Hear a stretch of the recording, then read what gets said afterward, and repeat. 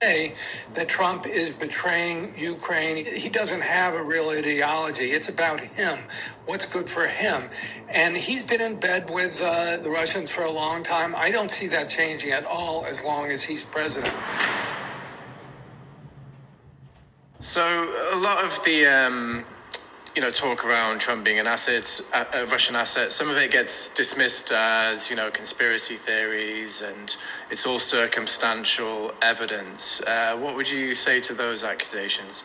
Well, first of all, I want to distinguish between an asset and an agent. And an agent is someone who knows he has signed on with the KGB. He can be given specific tasks. He's actually paid by them. That's not the way it works with an asset. The KGB made a point of cultivating powerful businessmen. I'm thinking of Armand Hammer, who goes back to the days of Vladimir Lenin and Joseph Stalin. And he was an enormously wealthy American oil man who was very much an asset. And he was sort of aging out when the KGB began cultivating Trump. You can say it is circumstantial, but there are an awful lot of circumstances. I've written 2 books about it. There's one point after another. It's backed up by a lot of documentation. And we have on the record interviews with Yuri Shvets, who was in Washington Station with the KGB, recruiting American assets for the KGB back in the 80s when his colleagues at New York Station were cultivating Donald Trump. How certain are you that Donald Trump is a Russian asset? Completely certain. I've written 2 books about it, House of Trump, House of Putin, and American Compromise, and not a single fact has been challenged in my reporting. And, it really goes back to 1980, and I take it step by step in each book, and each of those books has roughly 1,000 footnotes documenting it. But you go back to 1980 when Donald Trump was really just starting out and had what was really his first successful real estate venture. He's had a lot of failures. This one was actually a success when he developed the Grand Hyatt Hotel right near Grand Central Station here in New York. And he needed, like every big hotel, he needed lots of TV sets. And he ended up buying them from the Joy Ludd Electronics Store, which was a front for the KGB. And I got that information from a former agent with the KGB, Yuri Shvets, and it really all started from that. They were seeking, they sent out a spotter agent, that is someone who's trying to recruit talent for someone who can help the KGB later on, and they came to Donald Trump. And that set off a series of meetings and events which led to Trump's first visit in Moscow in 1987. Now, I know that these events span decades, obviously. You're talking about the 80s, we're in 2025 now. If you had to pick 3 things that were the biggest pieces of evidence that Donald Trump is a Russian asset, what would you choose? So in 1984, a man named David Bogatin came to Trump Tower, which is a crown jewel in Trump's built among Trump's buildings, and he put down $6 million on the table and bought 5 condos. What was interesting about that was, according to FBI files, Bogatin was a member of the Russian mafia. And this was the first of many such people who were affiliated with the Russian mafia. I found a total of 13 people who either owned or lived in Trump Tower or other Trump buildings, or owned condos in other ones. So Trump was really hosting the Russian mafia for many years before he even ran for president. So that's one event. Another was, as I said, in 1980, when he went to Moscow in 1987, this was a visit that was set up by the KGB, according to Yuri Shvets, who was in the KGB. And when Trump got there, he was sort of groomed by the KGB. He came back, and a lot of people have forgotten this, but he made a brief abortive run for president in 1988.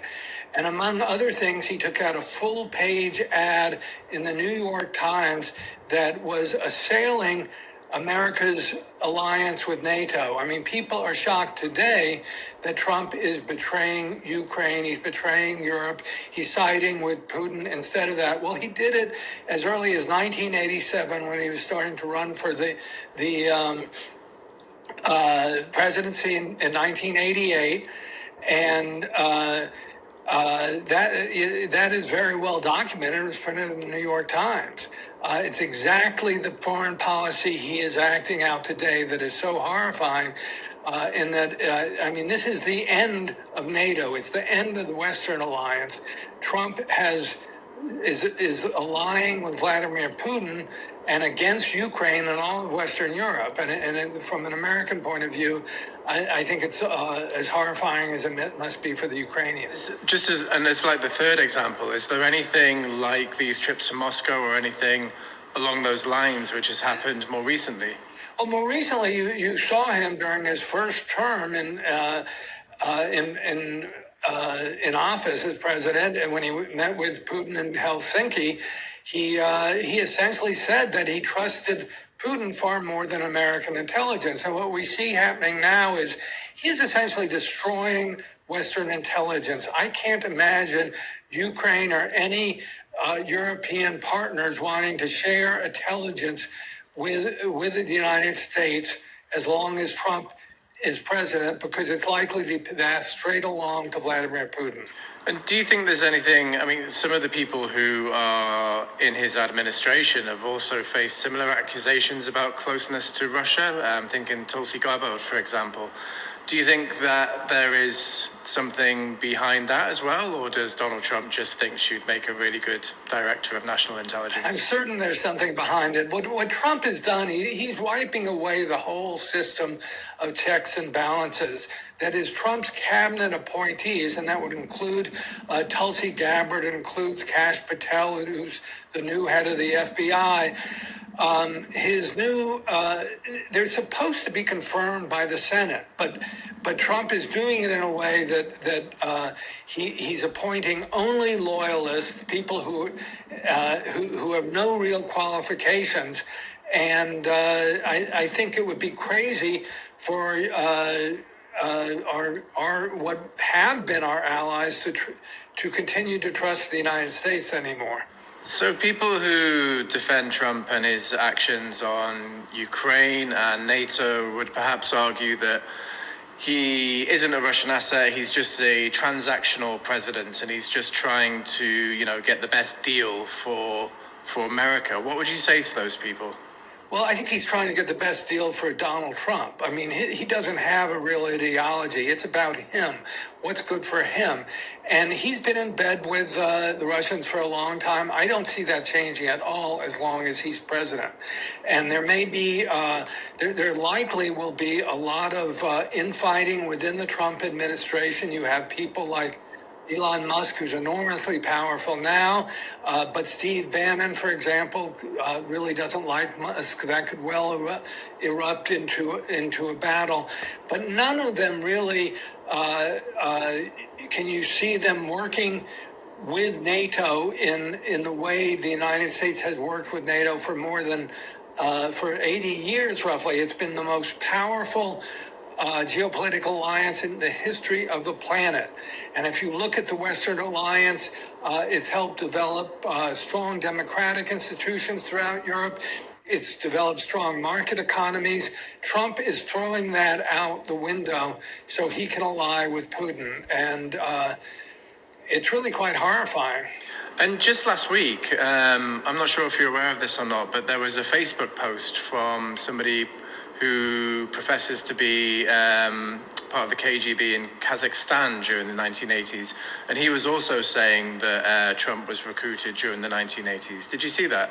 Yes, I'm aware of that post. I have not been able to corroborate it, and I would have questions whether, if I'm not mistaken, he was talking about the 6th Directorate in the KGB. I'm not sure they were recruiting American assets, and the 1st Directorate and the 2nd Directorate of the KGB were doing that mostly. So I really can't corroborate it. And so just like, take off your academic author hat for a second, and just as like an American citizen, like how does all of this make you feel, and how worried are you? I'm petrified, to be honest. When I grew up, the movie that I loved in my childhood was The Manchurian Candidate, the original version, the 1962 version. But it posited that the communists had gotten inside the White House. I mean, that was the whole premise. And it was seen as incredibly conspiratorial. The idea that it could actually happen in some way is just breathtaking. I think we're entering a new era in the United States, and we have to fight back because I would very much like to keep an alliance with my friends in Europe.